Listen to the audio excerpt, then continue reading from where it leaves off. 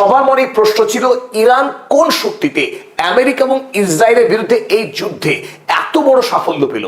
তারা যে precision attack করছিল, অর্থাৎ নিখুঁত লক্ষ্যবস্তুকে আক্রমণ করা যথার্থভাবে, এই আক্রমণের যে সক্ষমতা ইরান পেল কোথা থেকে? অনেকেই আন্দাজ করছিলেন যে এর পশ্চাতে হয় রাশিয়া কিংবা চীনের সার্ভেইলেন্স সিস্টেমের হাত রয়েছে, কিন্তু কি সেই হাত, সেই বিষয়ে পৃথিবী কিন্তু পূর্ণ অন্ধকারে ছিল। আমরা আজ আপনাদেরকে সেই গোপন রহস্য আজ ফাঁস করতে চলেছি। গতকাল লন্ডনের প্রভাবশালী কাগজ ফাইন্যান্সিয়াল টাইমস তারা ইরানের হাত থেকে সাম্প্রতিক সময়ে খোয়া যাওয়া, চুরি হয়ে যাওয়া যুদ্ধের তথ্য বাইরে আসার পর পৃথিবীতে হইচই পড়ে গেছে।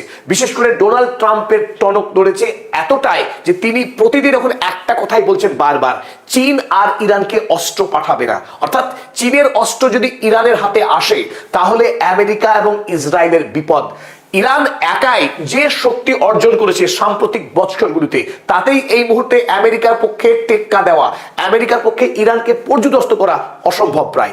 তার উপরে এই ইরানি শক্তির সঙ্গে যখন চীনা প্রযুক্তি মিলিত হচ্ছে, তখন এক কথায় ইরান অপরাজেয়। তাই ইরানের সঙ্গে 40 দিন যুদ্ধ করবার পরেও ইসরায়েল এবং আমেরিকার মতো শক্তিশালী রাষ্ট্র কোনোভাবেই কায়দা করে উঠতে পারেনি, এমনকি স্ট্রেইট অফ হরমুজের ধারে কাছেও ঘেঁষতে পারেনি এই শক্তিশালী সৈন্যবাহিনী। 28 ফেব্রুয়ারি আক্রান্ত হবার পর ইরান যে গতিতে এবং যে নিখুঁত প্রযুক্তির মাধ্যমে মধ্যপ্রাচ্যের মার্কিন সেনা ছাউনিতে আক্রমণ চালিয়েছিল, তার মূল কারিগর ছিল এই যন্ত্রটি। আপনারা ছবিতে যাকে দেখছেন, এটি একটি চীনের তৈরি স্যাটেলাইট, যে স্যাটেলাইটের নাম TEE-01B।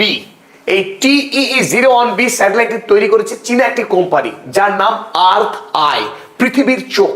এই স্যাটেলাইটের চোখ থেকে পৃথিবীর দিকে, কিন্তু সে ওড়ে মাটি থেকে 545 কিলোমিটার উচ্চতায়, পৃথিবীকে প্রদক্ষিণ করে এক ভয়ানক গতিতে, যা শুনলে বিশ্বাসই হতে চায় না। এই স্যাটেলাইটের গতি প্রতি সেকেন্ডে 7.5 কিলোমিটার।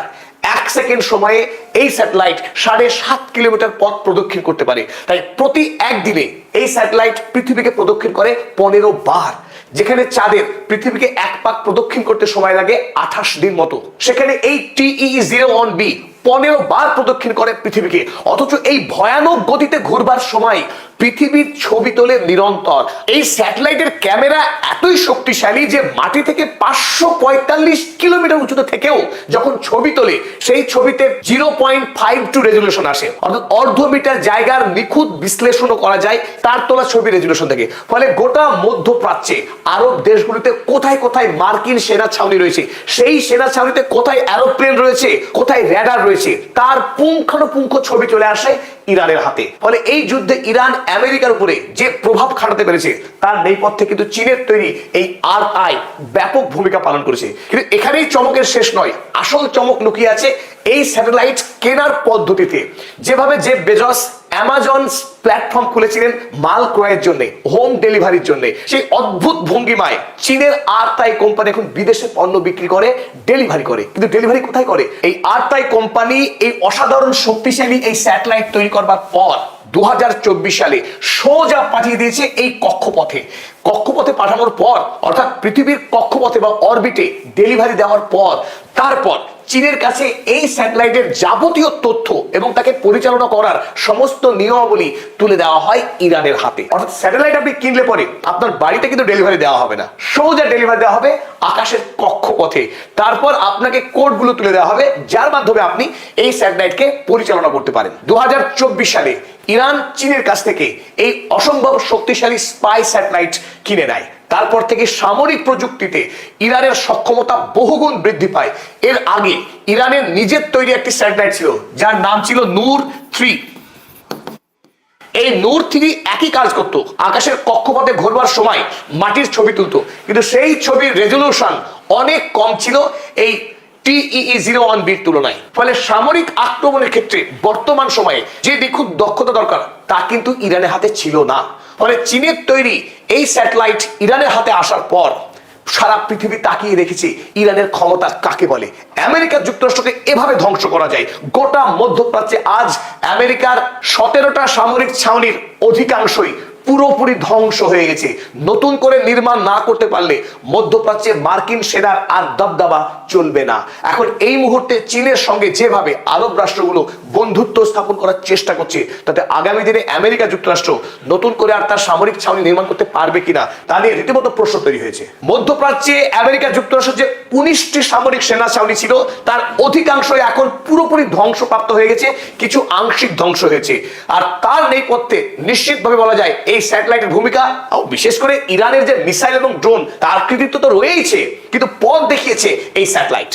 ইরানের হাত থেকে যে লগ আউটটি প্রকাশ হয়ে যায় বিশ্বের কাছে, সেই যুদ্ধকালীন সময়ে লগ আউটে স্পষ্ট দেখা যাচ্ছে যে চীনের তৈরি এই স্যাটেলাইট থেকে পাঠানো ইমেজকে বিশ্লেষণ করেই ইরানের আইআরজিসির নেতৃত্বে থাকা এরোস্পেস ফোর্স, যাদের কাছে এই স্যাটেলাইট পরিচালনার ভার রয়েছে, তারা ধারাবাহিকভাবে মধ্যপ্রাচ্যের ছবি তুলেছে এবং সেই ছবি বিশ্লেষণ করেই এই নির্দিষ্ট টার্গেটগুলোকে হিট করেছে আইআরজিসি। ডোনাল্ড ট্রাম্প যখন 14 মার্চ সাংবাদিক সম্মেলন করে স্বীকার করেন যে ইরানের আইআরজিসি তারা তাদের পাঁচ স্ট্র্যাটো ট্যাঙ্কার ধ্বংস করেছে, তার আগে 14 তারিখে একাধিক ছবি পাঠিয়েছিল এই স্পেস স্যাটেলাইট, যাকে বিশ্লেষণ করে সঠিক জায়গায় হিট করেছিল এই আইআরজিসি সেনারা।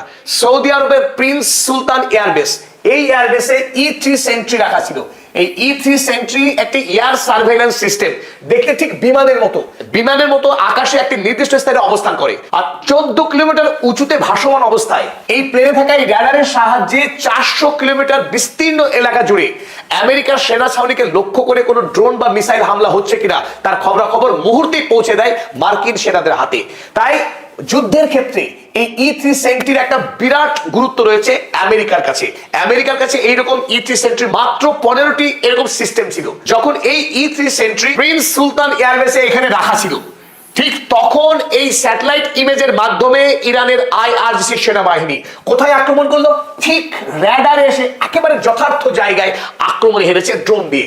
মাথাতে আক্রমণ হয়নি, এ মাথায় আক্রমণ হয়নি, ঠিক যে জায়গাটায় র্যাডার ছিল সেই র্যাডারটাকে ধ্বংস করে দিয়েছে।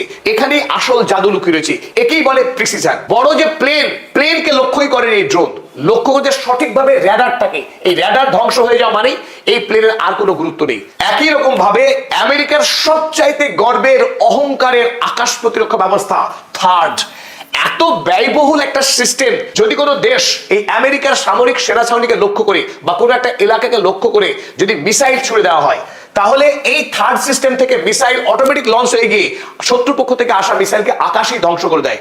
এই থার্ড সিস্টেমের গর্বে আমেরিকা গদগদ যে তাদেরকে কেউ আক্রমণ করতে পারবে না।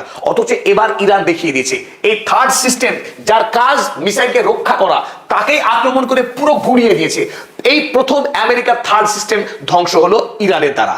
আর এর নেপথ্যেও কিন্তু ওই স্যাটেলাইট TEE-01B তার ভূমিকা অনন্য। আর আরো আলোড়ন সৃষ্টিকারী যে ঘটনা ঘটেছিল 28 ফেব্রুয়ারি ঘটেছিল, যখন ইরান হামলা করলো আমেরিকা এবং ইসরায়েল। তারপরে ইরানের পক্ষ থেকে আমেরিকার সবচাইতে দামি রাডার সিস্টেম কাতারের আল উদেইদ এয়ারবেসের কাছাকাছি প্রতিষ্ঠা করেছিল আমেরিকা এই আর্লি ওয়ার্নিং রাডার সিস্টেম। এর ক্ষমতা এতই প্রকাণ্ড যে এই রাডার থেকে 5000 কিলোমিটার দূরবর্তী অঞ্চল পর্যন্ত যে কোনো জায়গা থেকে যদি ড্রোন বা মিসাইল ছোড়া হয় পৃথিবীর বিভিন্ন প্রান্তে ছড়িয়ে থাকা আমেরিকার সামরিক লক্ষ্যবস্তুকে কেন্দ্র করে, তাহলে মুহূর্তের মধ্যে এই চোখ, এখানে একটি চোখ ছিল রাডারে, এই চোখ কিন্তু সঙ্গে সঙ্গে সেই খবর পেয়ে যাবে, তৎক্ষণাৎ পেন্টাগন কিংবা তার সামরিক হেডকোয়ার্টারে তথ্য পাঠিয়ে দেবে যে মিসাইল হামলা করা হয়েছে অমুক লক্ষ্যবস্তুকে কেন্দ্র করে। কোথা থেকে আসছে, কত গতিতে আসছে, কি অ্যাঙ্গেলে আসছে, তার পুঙ্খানুপুঙ্খ তথ্য দেওয়ার ক্ষমতা রাখে এই রাডার সিস্টেম। অথচ ইরান এই রাডার সিস্টেমের চোখকে আক্রমণ করে ফস্মীভূত করে দিয়েছে। এখানেই প্রমাণ হয় যে ইরান এবার যুদ্ধে আমেরিকার থেকে কতখানি এগিয়ে ছিল প্রযুক্তিগত দিক থেকে এবং তার নিখুঁত হামলা করার সক্ষমতায়। আর তার পশ্চাতে রয়েছে চীনের সঙ্গে ইরানের বন্ধুত্ব। চীন আর ইরান যদি একসাথে থাকে আমেরিকার মতো মহাশক্তিকে অনায়াসে ধূলিসাৎ করে দিতে পারে। তাই যে কোনো মূল্যে এই মুহূর্তে ডোনাল্ড ট্রাম্প প্রাণপণ চেষ্টা করছে ইরানের থেকে চীনকে আলাদা করা, যে কোনো ভাবেই হোক শি জিনপিংকে বুঝিয়ে তাকে আদর করে ধমক দিয়ে যাতে সে ইরানের থেকে আলাদা হয়, ইরানকে অস্ত্র না পাঠায়। যদি ইরানের সঙ্গে চীনের বন্ধুত্ব থাকে, আমেরিকা কোনোভাবে পৃথিবীতে আর সুপার পাওয়ার থাকতে পারে না। সকলকে আরো একবার ধন্যবাদ পদাতিক চ্যানেলকে সাবস্ক্রাইব করবার জন্য এবং আমাদেরকে উৎসাহিত করবার জন্য।